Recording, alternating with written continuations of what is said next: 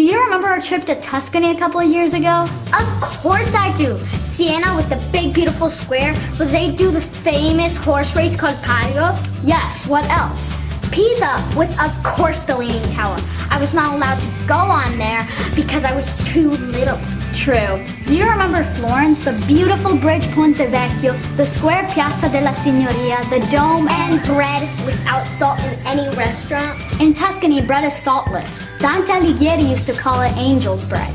I am sure that angels add salt when nobody watches them. Saltless bread is the key ingredient to a soup we both love, and it's one of Tuscany's most famous and ancient recipes. Pappa al Pomodoro. Ciao, people! Italy is not all about pasta and pizza. In the past, ancient farmers created so many dishes with cheap ingredients that were easy to make. It was the age when wasting any piece of bread, even if stale, was kind of a blasphemy. What? I think you mean nothing got wasted. Even stale bread. At the time, piggy girls like you probably did not exist. This is why soups with stale bread were created and why they are now part of the traditional cuisine of Italy. Cane di gnocchi made with stale bread crumbs and typical of Trentino in northern Italy could be included in this.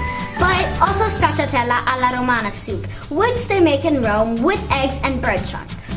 In Tuscany, there's ribollita, a vegetable soup made with black kale and panzanella, a tasty salad, very popular in Lazio as well. For sure, the most popular stale bread soup is the Tuscan Pappa al Pomodoro, literally mush of tomatoes. In the last half of the 19th century in Italy, tomatoes became an ingredient for sauces and other cooked or raw dishes. Very interesting, Miss Know-It-All, but why is this soup so famous? Because at the end of the 19th century, a famous Italian novel, Il Giornalino di Gian Burrasca, talked about this soup. In 1965, this novel was transposed in a TV musical with a very famous song.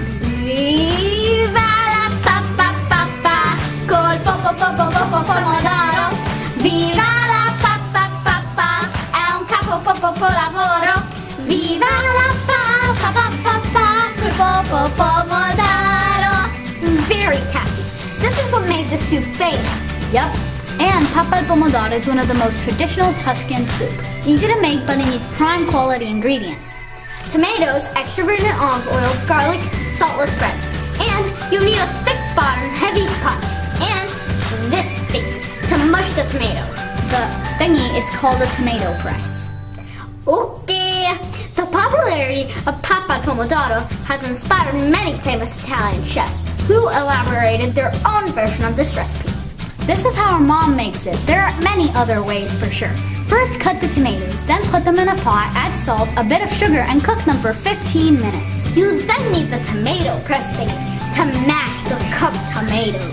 This is very important. A tool like this would liquefy the tomatoes, but you need a tomato puree, so do not use this. Quite difficult to use this one since it has an Italian plug. Back to our recipe. Pour garlic in the pot along with 8 spoons of extra virgin olive oil, saute, add the diced bread, and stir fry until it starts to become golden. Remove the pot from the stove and pour warm water, just enough to cover the bread. Soak the bread for 30 minutes, then add sweet basil leaves and the tomato puree. Place the pot over a low heat again and let it gently simmer.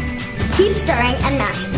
Preparing this dish is very easy. Just remember to use prime quality ingredients. It's a delicious cream soup, very healthy and tasty. Perfect for kids. Enjoy! Great news for you. We have adapters here to fit Italian plugs. Really? Great news for you. This is an all manual and no adapters are needed here.